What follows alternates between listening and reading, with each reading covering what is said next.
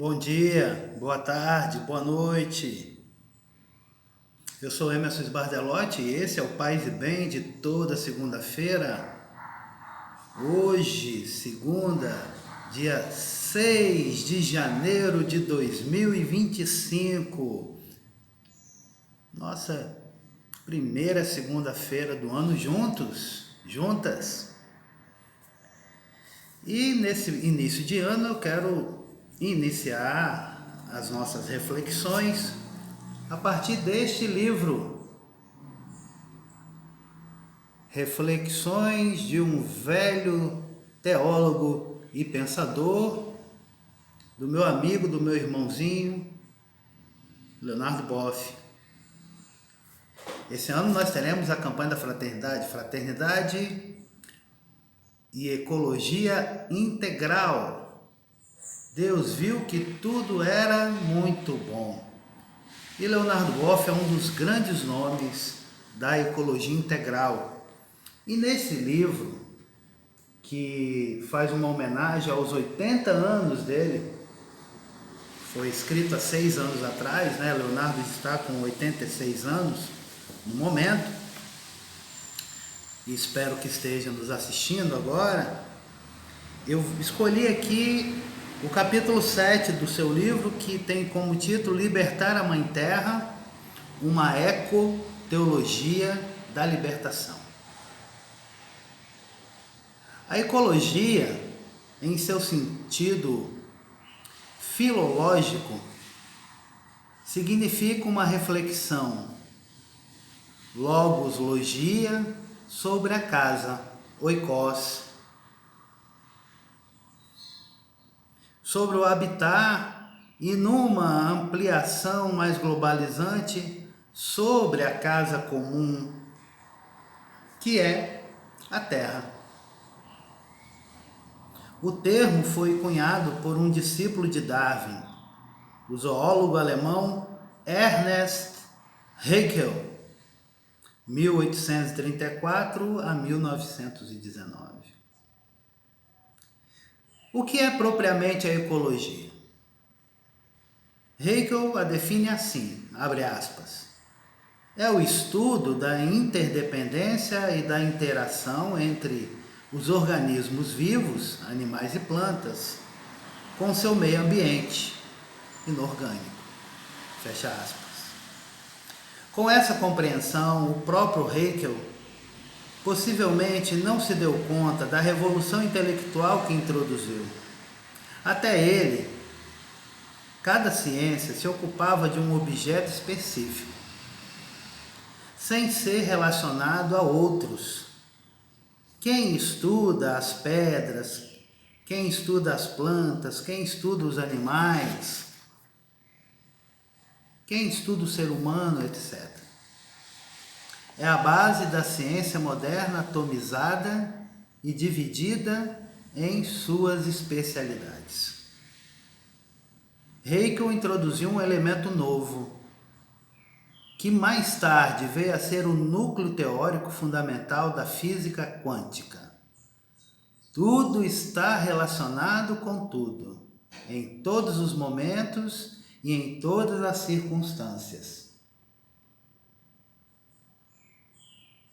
Tudo é relação. E nada existe fora da relação. Haeckel teve o mérito de ter percebido que a ciência não pode se ater à reanálise dos seus objetos de conhecimento, tomados em si mesmo, sem relacioná-los à realidade na qual estão inseridos. Ele se deu conta de que, para existirem, uma rede de relações liga e religa todos eles.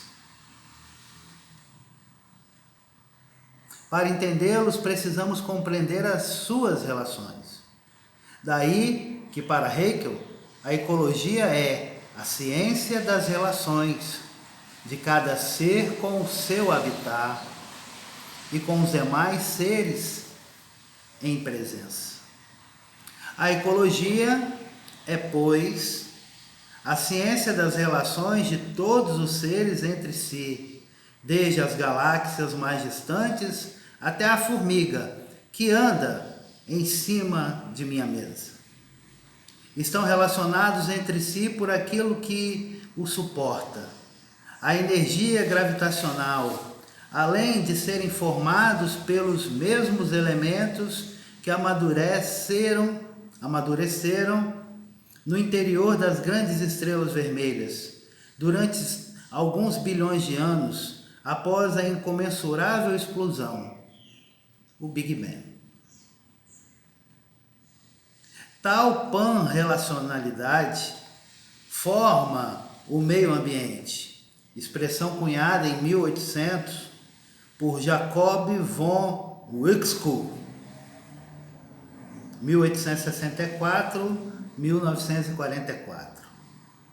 Tal concepção fez com que a ciência não se restringisse aos laboratórios, mas se inserisse organicamente na natureza, na qual tudo convive com tudo, constituindo a vasta comunidade de vida. Nessa perspectiva, a ecologia não pode ser definida em si mesma, fora de suas implicações com outros saberes. Ela não é um saber de objetos de conhecimento, mas de relações entre os outros objetos. Ela se apresenta como um saber de saberes entre si relacionados. É a ecologização dos saberes. Dessa rede de conexões surgiu o conceito de holismo. Holos, em grego, significa totalidade. Essa expressão foi introduzida pelo general sul-africano Jan Christian Smuts para superar a visão reducionista e parcializada da natureza em favor do conhecimento das teias de relações que ligam todos com todos.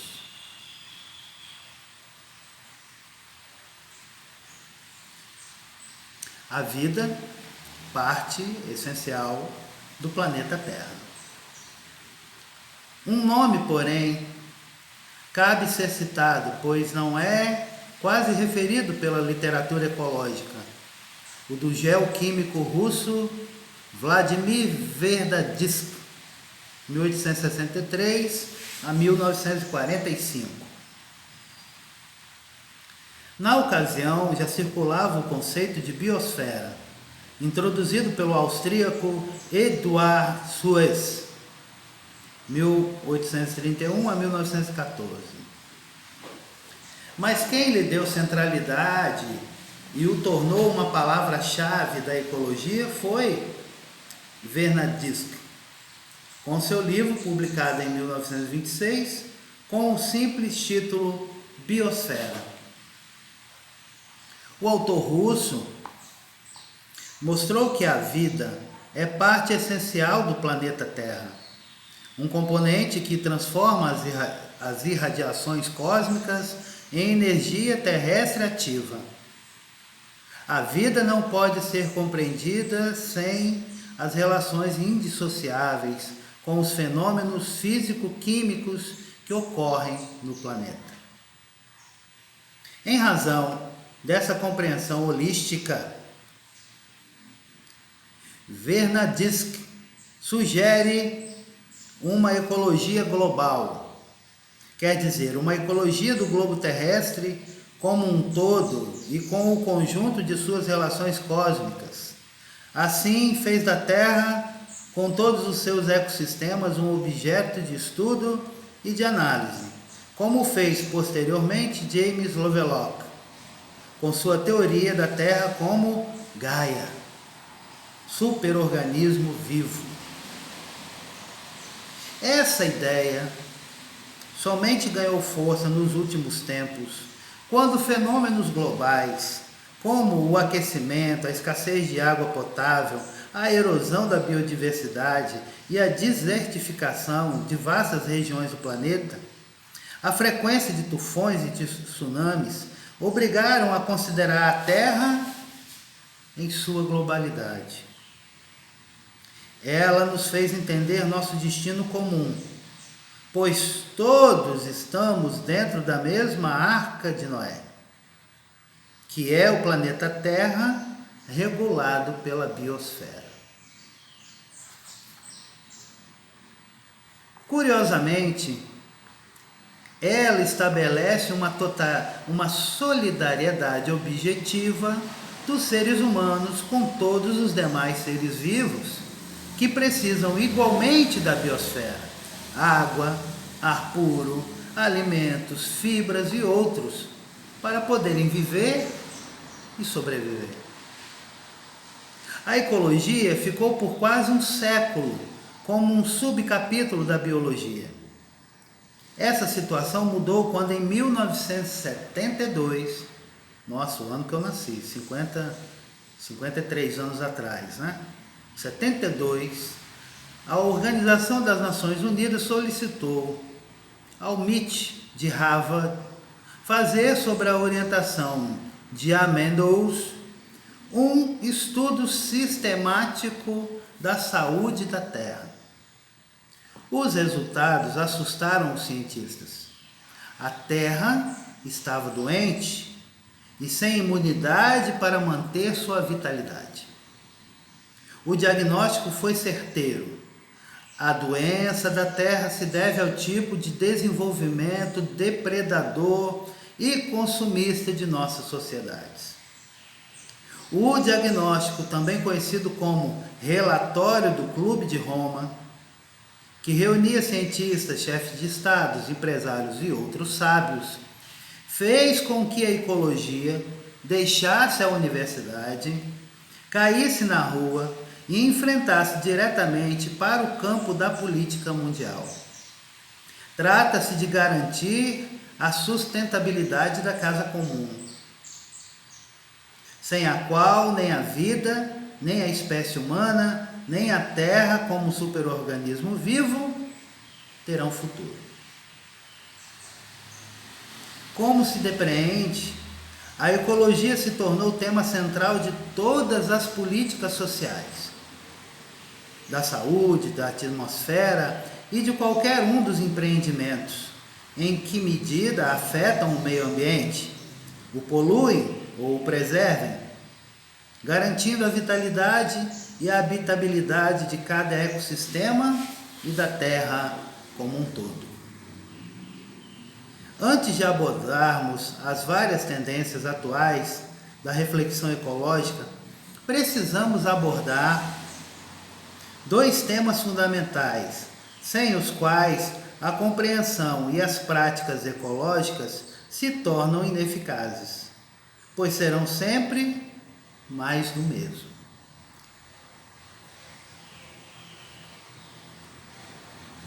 O pensamento que criou a crise, dizia Einstein, não pode ser o mesmo que nos vai tirar dela. Temos que buscar uma nova cosmologia que redefina a relação para com a natureza e a Terra. Ou mudamos, ou vamos ao encontro de um Armagedon ecológico. O confronto entre duas cosmologias.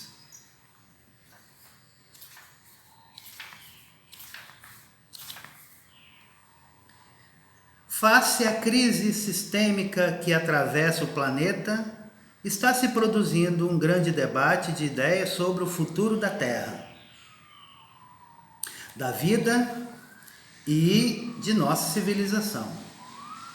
Em outras palavras, será efetivamente o grande debate em torno das duas cosmologias presentes no cenário do pensamento e em confronto. Cada qual projeta a sua visão de mundo e de futuro. Por cosmologia, entendemos a visão do mundo, cosmovisão, que subjaz às ideias, às práticas, aos hábitos e aos sonhos de uma sociedade. Cada cultura possui sua respectiva cosmologia, Por ela se procura explicar a origem, a evolução e o propósito do universo e definir o lugar do ser humano dentro dele. A nossa atual é a cosmologia da conquista, do poder como dominação. Diria, numa metáfora, é a cosmologia de Alexandre Magno para o mundo antigo e de Renan Cortés para a Ameríndia. Ambos se revelaram como símbolos da vontade de poder e de dominação. Na modernidade, a partir do século XVI até hoje, a dominação sobre os mecanismos da natureza e da exploração do mundo se faz em vista do progresso e do crescimento ilimitado. Caracteriza-se por ser antropocêntrica, mecanicista, determinística, atomística e reducionista. Por força dessa cosmovisão, chegou-se ao fato de que menos de 20% da população mundial controlam e consomem 80% de todos os recursos naturais, criando um fosso entre ricos e pobres, como jamais houve na história.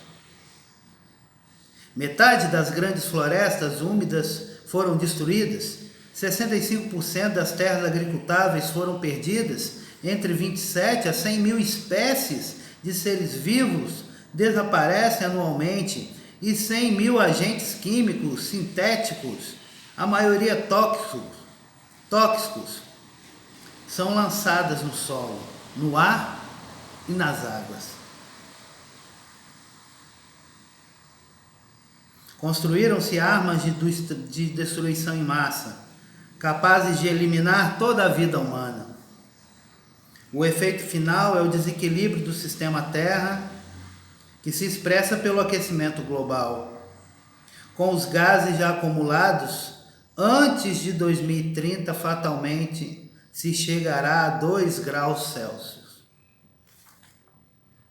E se pouco fizermos para reduzir os gases de efeito estufa, poderemos chegar antes do final do século de 4 a 5 graus Celsius, como assim chamado aquecimento abrupto, como alertou a comunidade científica norte-americana. Tal aquecimento abrupto tornará a vida, assim como a conhecemos hoje, praticamente impossível. E a própria espécie humana correria risco de, em grande parte, desaparecer. A predominância dos interesses econômicos, especialmente especulativos, fazer dinheiro sem trabalho e sem produção, dinheiro fazendo dinheiro, capazes de reduzir em países a mais brutal miséria e ao consumismo, trivializou nossa percepção do risco sob o qual vivemos e conspirou contra qualquer mudança de rumo. Em contraposição, está comparecendo cada vez mais forte uma cosmologia alternativa e potencialmente salvadora. A cosmologia da transformação e da libertação. Ela já não tem mais de um século de elaboração e ganhou sua melhor expressão na Carta da Terra, do ano 2000, e na encíclica do Papa Francisco, Laudato Si, sobre o cuidado da casa comum, de 2015.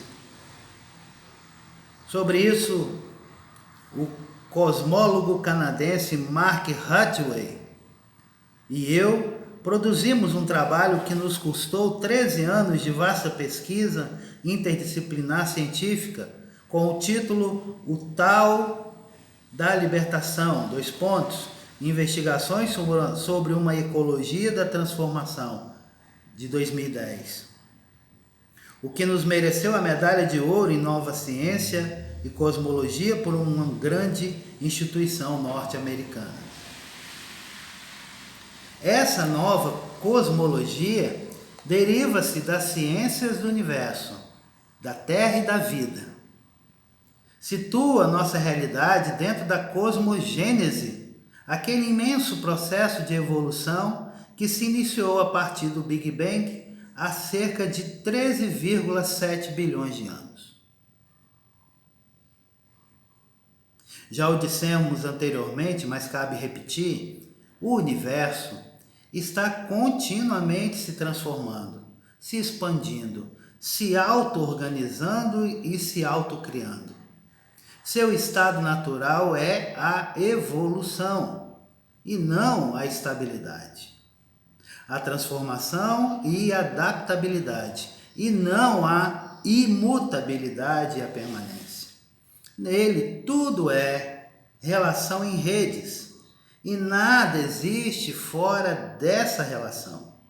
Por isso, todos os seres são interdependentes e colaboram entre si para coevoluírem e garantirem o equilíbrio de todos os fatores. A preocupação básica não reside na acumulação de bens materiais, mas na sustentação de toda a vida. A transformação / libertação pertence à lógica da vida. Uma semente se transforma em caule, em tronco, em folhas, em copa, em flores e frutos.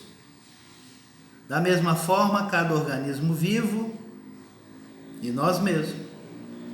Não somos os mesmos de quando éramos crianças, nem seremos os mesmos quando estivermos nos despedindo deste mundo. Tudo é transformação.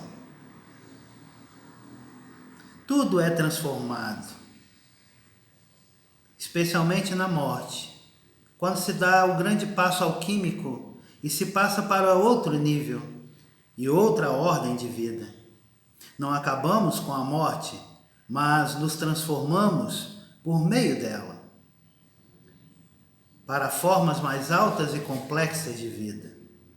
Os cristãos costumam dizer: não vivemos para morrer, morremos para ressuscitar, para nos transformar e libertar das marras do espaço e do tempo e de todas as opressões entre homens e mulheres novos.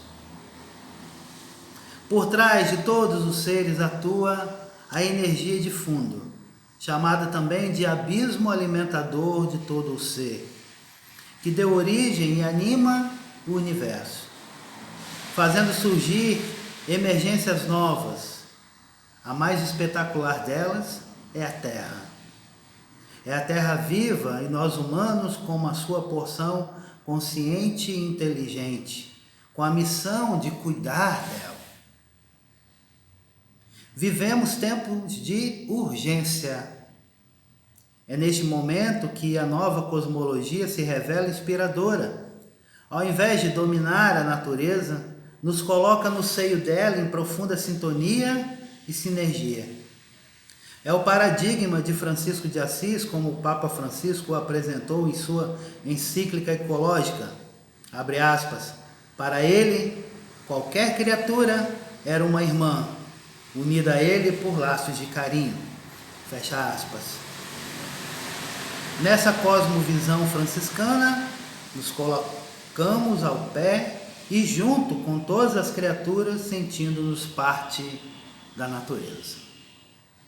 O que caracteriza essa nova cosmologia é o cuidado no lugar da dominação, o reconhecimento do valor intrínseco de cada ser e não sua mera utilização humana, o respeito por toda a vida e os direitos e a dignidade da natureza e não sua exploração. A força dessa cosmologia reside no fato de estar mais de acordo com as reais necessidades humanas e com a lógica do próprio universo. Se optarmos por ela, criaremos a oportunidade de uma civilização planetária, na qual a vida da Terra e do ser humano, o cuidado, a cooperação, o amor, o respeito, a alegria e a espiritualidade ganharão centralidade. será a grande virada salvadora que urgentemente precisamos. Nesta altura da história, é preciso irmos para além do aspecto econômico-financeiro da crise e descermos aos fundamentos que a provocaram.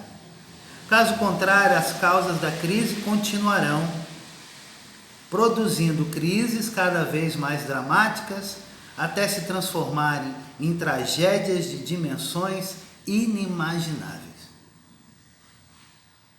O que subjaz à atual crise é a ruptura da clássica cosmologia que perdurou por séculos, mas que não dá mais conta das transformações ocorridas na humanidade e no planeta Terra.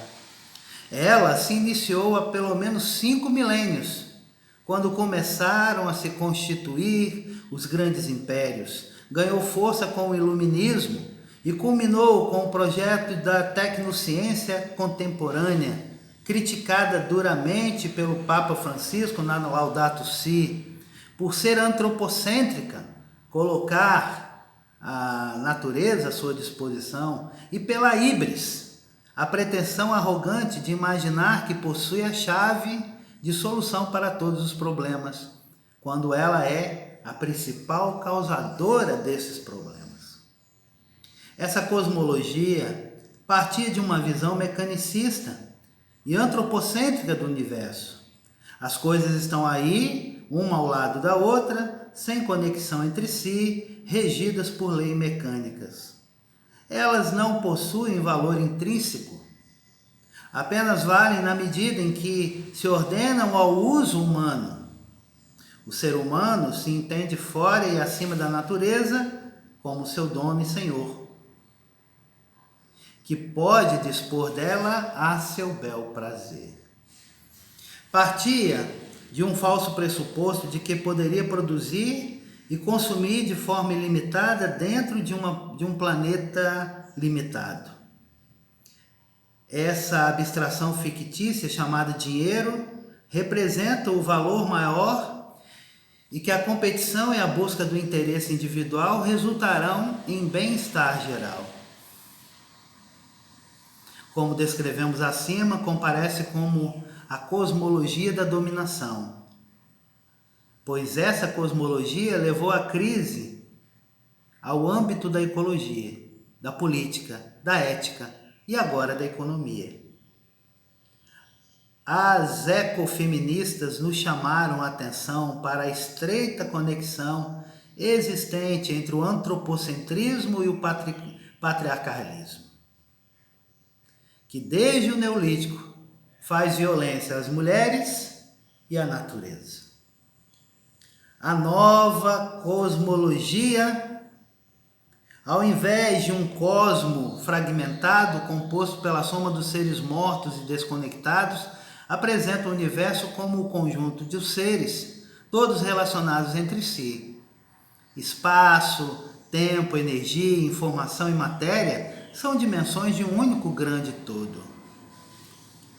Mesmo os átomos, mais do que partículas, são entendidos como ondas, cordas ou fibras com bilhões de vibrações por segundo.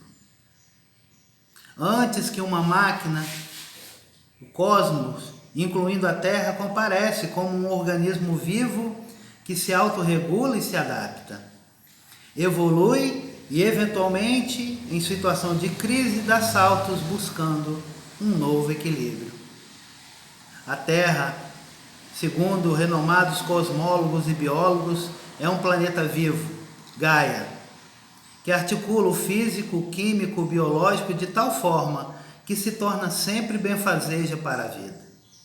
Todos os seus elementos são dosados de uma forma tão sutil que somente um organismo vivo poderia fazê-lo.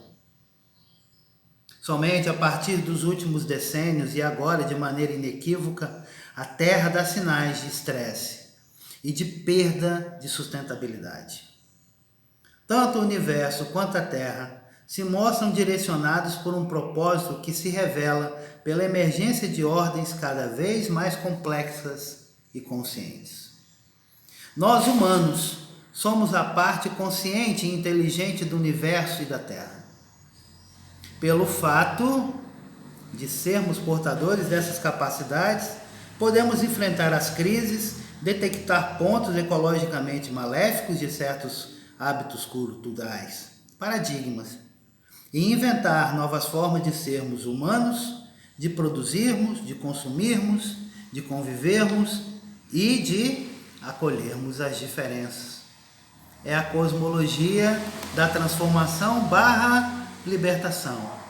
Expressão de nova era, a era ecozoica.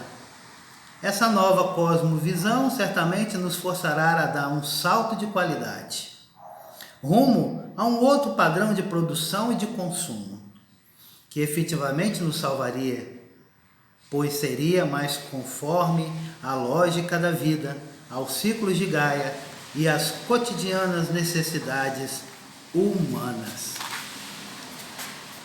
Nós estamos refletindo sobre este livro de Leonardo Boff, Reflexões de um velho teólogo e pesquisador, no capítulo 7, que nos fala sobre libertar a Mãe Terra, uma ecoteologia da libertação, em sintonia com a campanha da Fraternidade 2025, Fraternidade e Ecologia Integral.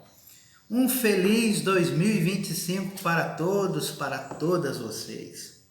Vamos seguir juntos, toda segunda-feira, falando sobre esse livrinho aqui, ó. Beijo grande, paz e bem, vida longa e próspera.